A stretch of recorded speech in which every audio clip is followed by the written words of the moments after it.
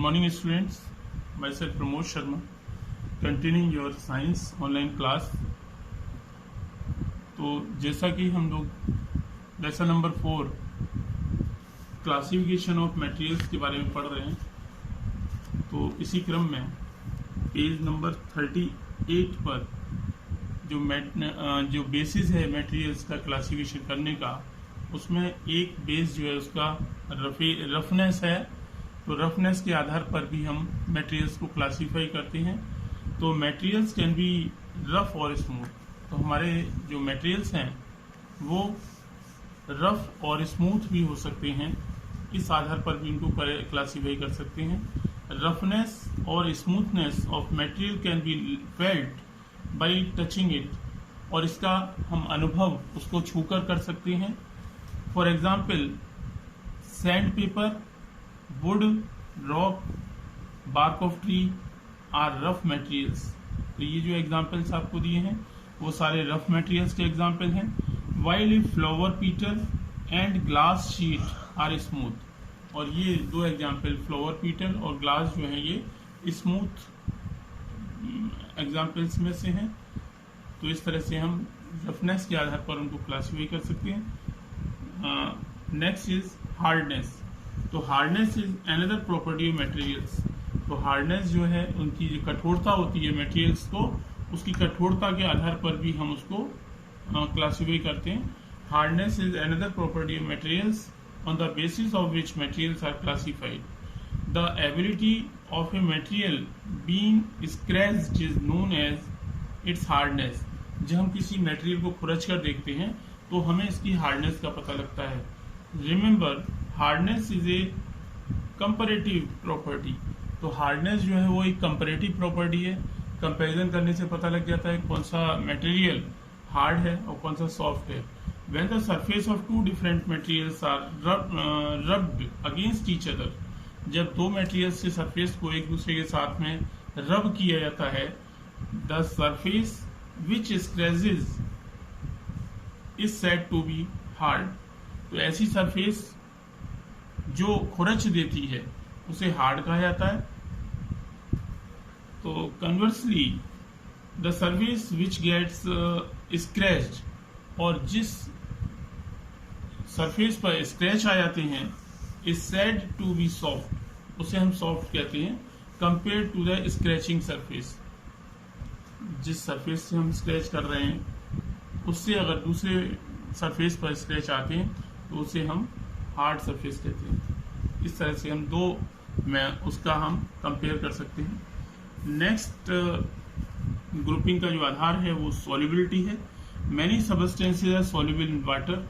बहुत सारे जो सबस्टेंसेज हैं वो पानी में सॉल्युबल मानी घुलनशील होते हैं।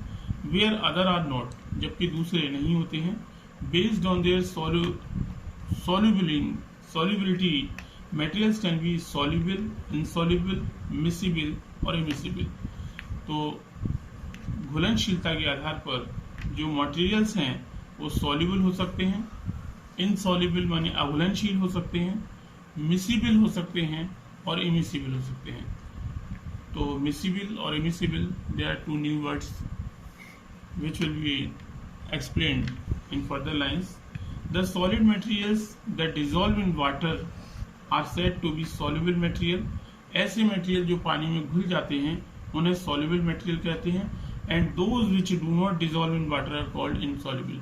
और जो मटेरियल्स पानी में नहीं घुलते उनको हम insoluble material कहते हैं। For example, common salt is soluble in water and sand is insoluble in water. जैसे कि कॉमन साल्ट को हम पानी में घुलते हैं तो वह पानी में अदृश्य हो जाता है, और अगर मिट्टी को पानी में घुला जाता है तो पानी को गंदा कर देती है और वो अघुलनशील एग्जाम्पल है सॉल्युबल मटेरियल्स का।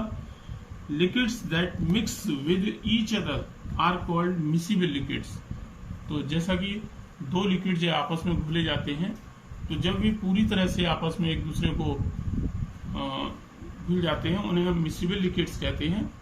For example water and milk are miscible. पानी और दूध को जब आपस में घुला जाता है तो दे आर मिसिबल। एक यूनिफॉर्म मिक्सचर तैयार हो जाता है। जबकि liquids that do not mix with each other are called immiscible.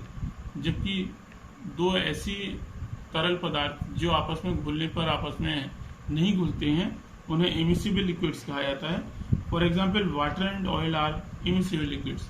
पानी और ऑयल को जब आपस में घुलते हैं तो ऑयल की बूंदें पानी पर तैर आती हैं और ये आपस में किसी प्रकार से नहीं घुलती हैं। तो some gases also dissolve in water. कुछ गैसें भी पानी में घुल जाती हैं। Gases like oxygen and carbon dioxide dissolve in water. Carbon dioxide, oxygen गैसें हैं, ऐसी गैसें हैं जो पानी में डिजॉल्व हो जाती हैं, घुल जाती हैं। Oxygen dissolve in water is essential for aquatic life. जैसा कि ऑक्सीजन पानी में घुल जाती है, जो वाटर लाइफ है, जो पानी में जो जीवन पाया जाता है, उसके लिए जो ऑक्सीजन गैस है वो बहुत ही इम्पोर्टेंट होती है। सॉफ्ट ड्रिंक, कोल्ड ड्रिंक्स, जो हम कोल्ड ड्रिंक पीते हैं, सॉफ्ट ड्रिंक हैं, कंटेन्स डिजॉल्व कार्बन डाइऑक्साइड। तो इसमें हम देखते हैं कि कार्बन डाइऑक्साइड की गैस जो है वो घुली होती है। तो some gases like nitrogen, methane etcetera don't dissolve in water. कुछ गैस हैं जैसे कि मीथेन, नाइट्रोजन और कुछ और गैसें हैं जो कि पानी में घुलनशील नहीं है। तो ये हमने सॉल्युबिलिटी के आधार पर मिक्सचर्स के बारे में पढ़ा। आगे आपको नेक्स्ट इसमें 6 जो इसका वो है फ्लोटिंग एंड सिंकिंग, डेंसिटी के आधार पर इसका क्लासिफिकेशन बताया जाएगा। तो आज के लिए इतना ही। That's all today. Have a nice day.